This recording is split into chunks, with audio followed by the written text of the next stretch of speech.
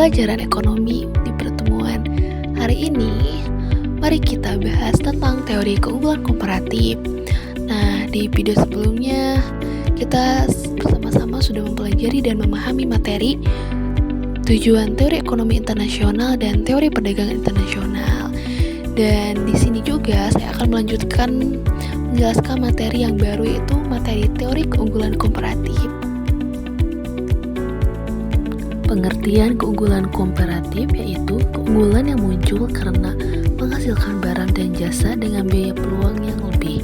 Konsep ini penting dalam menjelaskan perdagangan internasional dan sosialisasi dalam produksi. Sebuah negara harus fokus pada produk yang menarik keunggulan komparatif dan pembeli produk lainnya dari negara lain.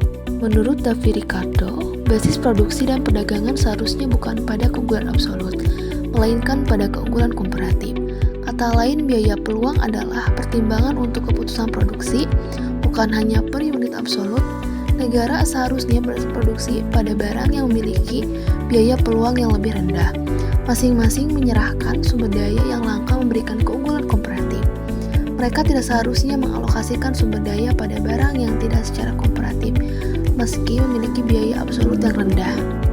Asumsi teori keunggulan komparatif atau comparative advantage. Yang pertama itu, produksi hanya melibatkan dua jenis barang dan dua negara. Yang kedua, tidak ada biaya transportasi yang dapat mengeliminasi efek dari biaya peluang dan mempengaruhi harga jual.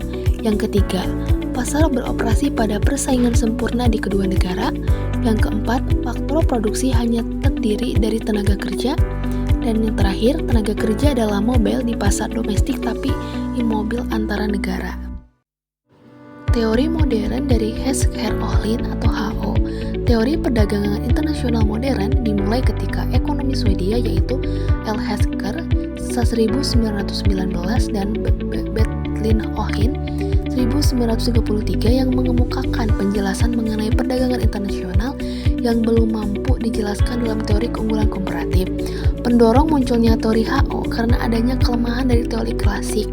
Teori klasik komparatif advantage menjelaskan bahwa perdagangan internasional dapat terjadi karena adanya perbedaan dalam produktivitas of labor atau faktor produksi yang secara eksplisit dinyatakan antar negara, menurut Salford 2004. Namun teori ini tidak memberikan penjelasan mengenai penyebab perbedaan produktivitas tersebut.